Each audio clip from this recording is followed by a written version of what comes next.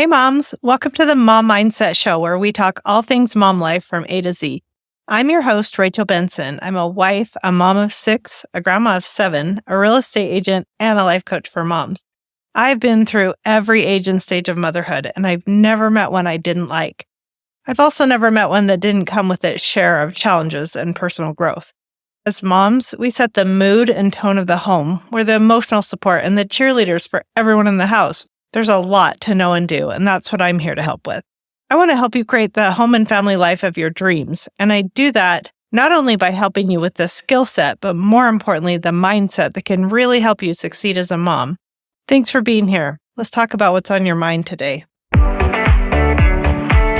Hey mamas, welcome to the show. I'm so glad you're here. I hope you're not stuck in endless winter like I am, where I'm at in Utah. We just keep having more and more snow, but that's okay. I have a solution for that.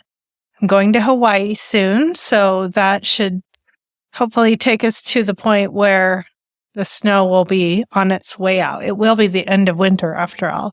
I've had a funny thing happen since it's been snowing so much and well into the time that we're usually starting to get some nicer temperatures. I've actually lost 2 coats and my gloves in the last few weeks, and I think I realized that it's just my subconscious way of trying to make winter go away. But winter hasn't gone away, so I need my coat. So I've had to search in the TSA from when I was traveling a couple weeks ago, and I actually did find my coat, and it's on its way back to me. So in other news, I went on a different podcast last week. I went on the Mamahood podcast that my friend Maren Drube hosts, and she invited me on to be kind of the older mom voice of wisdom on there and talk about mindset. And if you younger moms especially don't know about the Mamahood, I think you would really enjoy being a part of that community. They're very supportive and they have lots of great resources for moms. So today we're going to talk about a new topic, and you might wonder how it relates to mindset, but it totally does. Like I've said in the intro, we talk about all things mom life from A to Z, and today we're going to talk about B is for beauty, but specifically beauty beyond weight. From all the conversations I've had with women over the years, which is a lot of conversations, it seems like all too often the subject of weight and diet and what we're eating and our, all of that comes into the conversation at one point. And this totally makes sense. I mean, diet culture is huge in our society, and you really just can't escape it if you're a human being on social media and living in this world. But what I have found is that focusing exclusively on our weight is kind of self-defeating because of all the aspects of our appearance that we could work to improve. Weight is probably one of the most variable and least within our control in spite of what we might like to think. Now, I can tell you, I speak from experience in this area. In my adult life, I have been probably in a 50 to 70 pound weight range in the scale. Like giving birth to all my babies, I gained a ton of weight with all my pregnancies, like way on the high end. My doctor would be like, you need to stop gaining weight. I'm like, tell my baby, I don't know. And I probably just ate whatever I wanted. I don't know. I was just all over the place. And then there's, of course, being pregnant. And then there's nursing. And then there's weaning. And then there's being pregnant again. In my case, I did that 6 times. And then there's aging, and there's how much time and mental space you have to devote to your workouts and exactly what you're eating and all of that. So I have just been all over the place. And honestly, I'm grateful for that challenge because in having to grapple with that, probably the number one thing I have learned is that you can look and feel fabulous and confident at any weight, size, or age. So yes, mom friends, I can definitively say that confidence and beauty do not come from a number on the scale.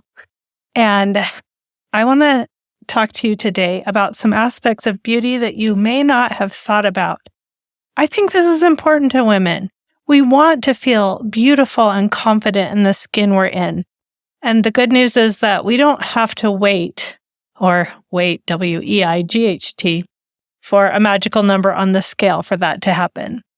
And part of what totally inspired this podcast was Jennifer Lopez video that my daughter sent me. Vogue has this series of videos of celebrities doing their skincare and makeup routines. And I absolutely loved this JLo one. And what made me want to use that for inspiration for this podcast was that JLo has a whole beauty mindset that I wanted to share with you because yes, being beautiful and feeling beautiful is absolutely a mindset, and she has that nailed. Now, we all know she's JLo.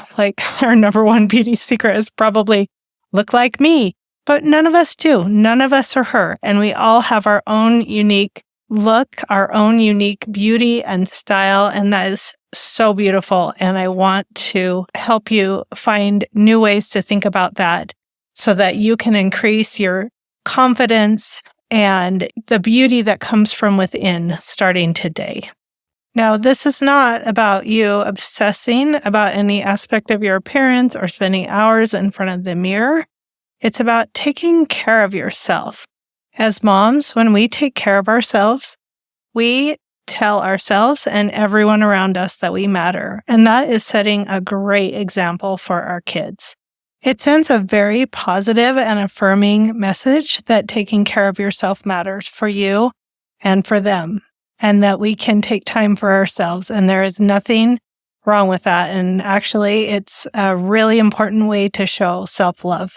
So without further ado, I'm going to go through a list of a number of non-weight related aspects of appearance that you can look at to help you look and feel better today. And I'm going to share with you some of the ideas I picked up from JLo's video that I have now adopted, and I absolutely love them. They make my getting ready time so much more enjoyable and mindful. And I'm all about mindfulness and mindset, as you probably know. And I'll end with one of the most attractive qualities a woman can have that you probably haven't thought about. What I'm about to say will be a good mix of beauty on the inside and beauty on the outside. So the first thing I want to talk about and what inspired me from the JLo video is skincare. So the video is her doing her skincare and her makeup. And she has a really simple skincare routine, which I totally agree with. The simpler you can make things, the more easy it is to do them simple, inexpensive products.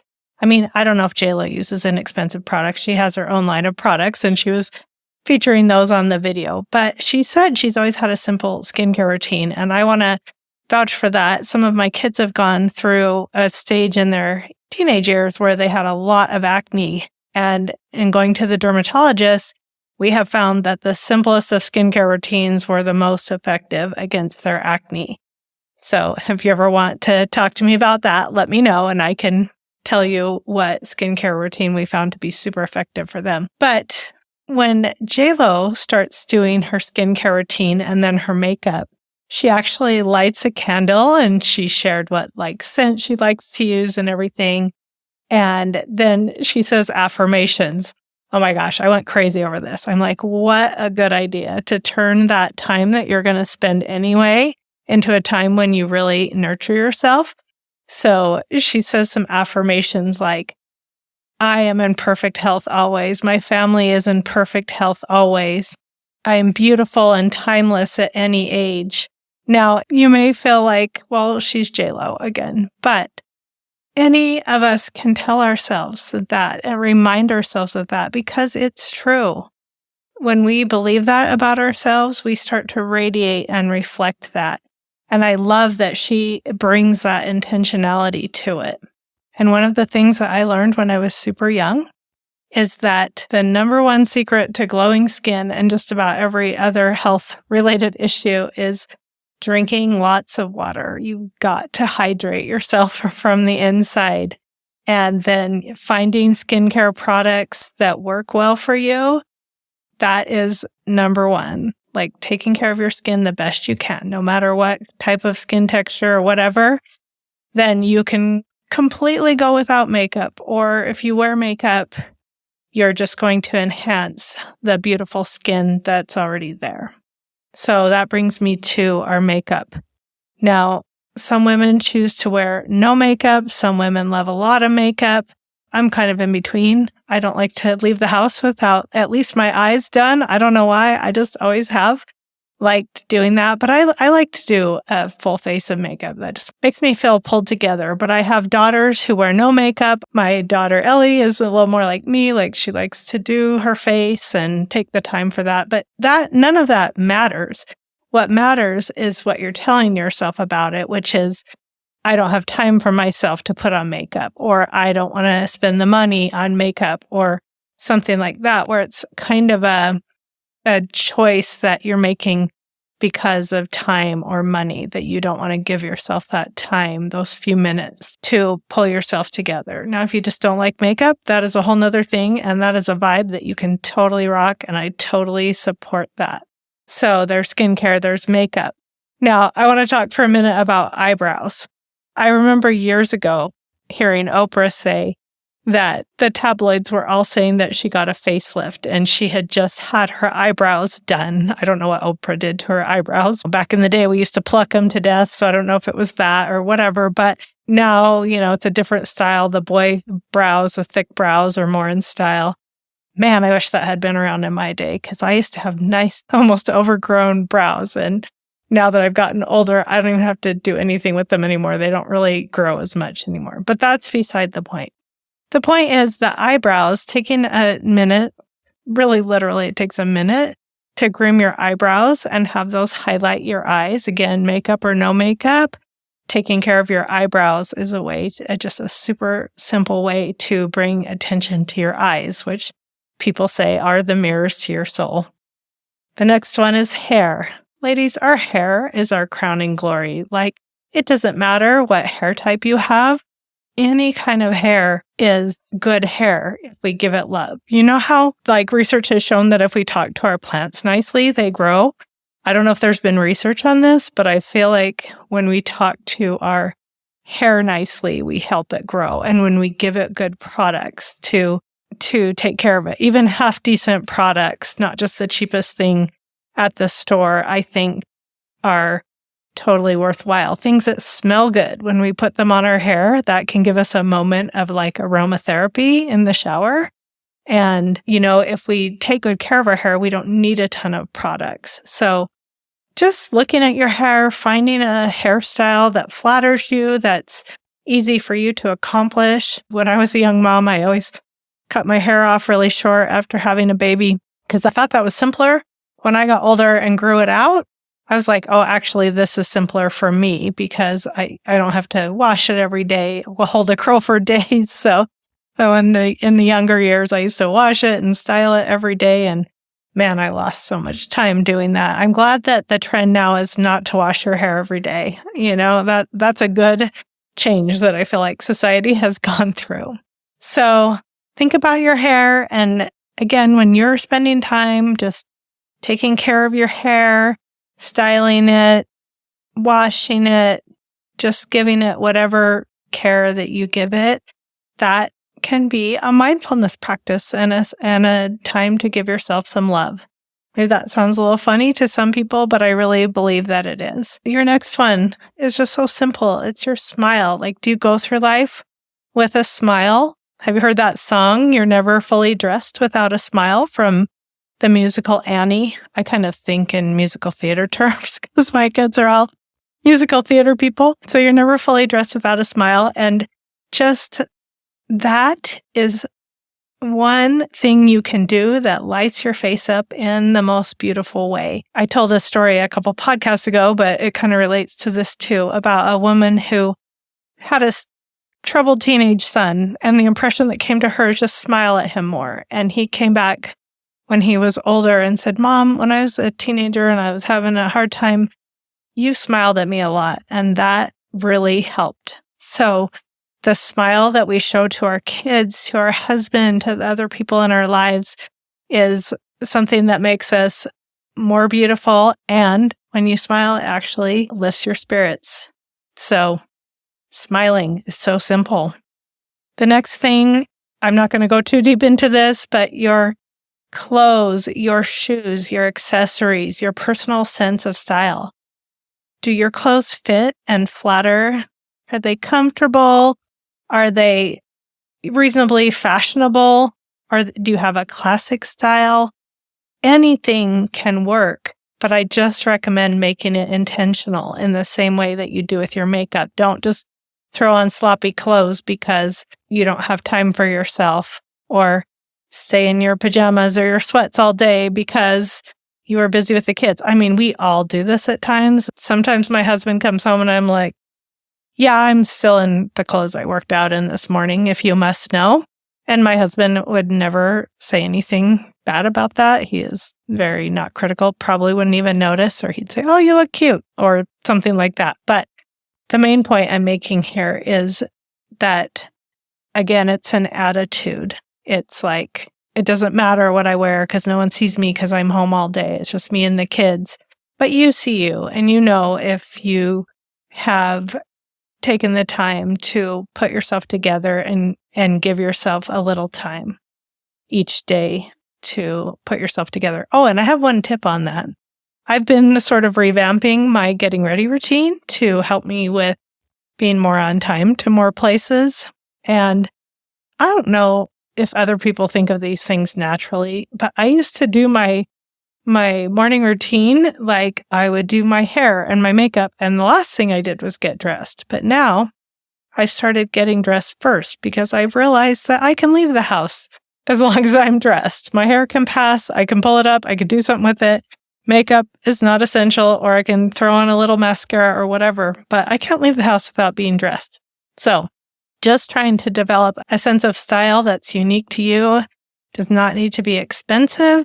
You can develop the habit and skill of thrifting, and there's so many clothes out there, and I love that it's called thrifting now. Like, I did that my whole life when I was raising kids. I dragged them around to garage sales and thrift stores. Some of the older ones only ever knew shopping at thrift stores, and not because we absolutely had to, but I've kind of always enjoyed just giving those clothes new life and finding things, and then I don't feel like I have to keep them forever.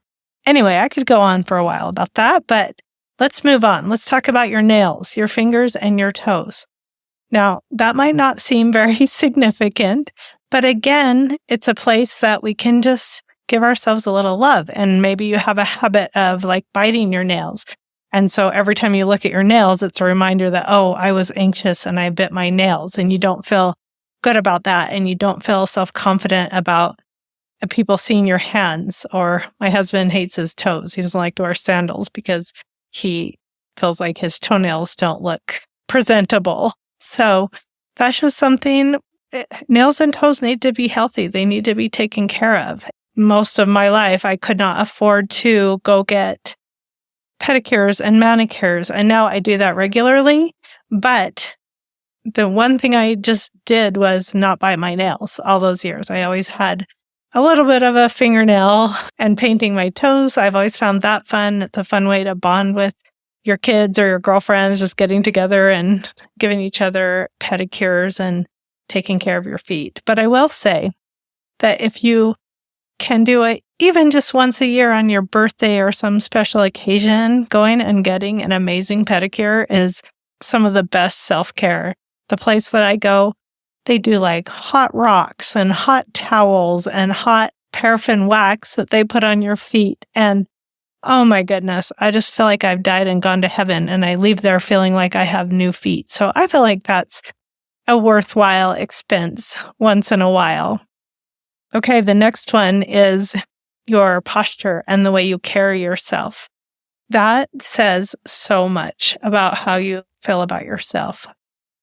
It used to be that posture was a really big thing, and girls were even taught posture as young women. I don't feel like we talk about that as much anymore, but a posture where you're upright and you're walking with a little spring in your step and a little confidence really sends a message to the world about how you feel about yourself. So along with that, I would say just the energy that you carry with you, your vibrance, your positive attitude, your kindness, like all of that is reflected in your appearance. Now, the next one I want to talk about is the words you speak. This list is getting a little long, and I promise we're going to wrap up soon. But the words that come out of your mouth, the words that are in your head, your self-talk, but especially the words that you say to others, are they kind words? How does that reflect on your appearance? I believe that words coming out of your mouth can make you more attractive or less attractive. And words resonate. They have a frequency in our minds. Any words coming out of your mouth can edify, can encourage yourself and others, and bring up the energy level that you feel or bring you down. A good example of this is gossiping versus speaking kindly of those that aren't present, being loyal to those that aren't present. Even how we talk about our kids when they're not in our presence. Do we build them up in the eyes of others? That's a very attractive quality, is someone who speaks well and kindly of their family members when they're not there. Now, I had to say this. The last one I'm going to talk about is beautiful thoughts. When you look in the mirror, what do you say to yourself? When you put on a swimming suit, I want to be so good to myself. Because, again, that reflects in everything. That reflects in the energy you carry with you. And I just encourage all of you, if you're not currently speaking beautiful thoughts to yourself and to others, that is one way to change your appearance almost instantly. In the same way that you probably tell your little kids, you are so cute, you are so smart, you are so nice, you work so hard. All those things that you say to encourage them and show love for them, say them to yourself. Don't wait for someone else to give you validation in your skinny jeans or your swimming suit or anything else. Give that love to yourself, and you might even find yourself getting it reflected back to you from others. I promised I would end by talking about one of the most attractive qualities. And what I feel is one of the most attractive qualities is confidence. And I remember a conversation I had with my husband one time. We were talking about someone we knew who got asked out all the time. And even though she maybe wasn't the most attractive of her roommates per se, like in some people's eyes, my husband said, she's very confident and confidence is attractive. And I was like, oh my gosh, you're right. That is such an attractive quality that people can see and perceive, and we like being around people that are confident.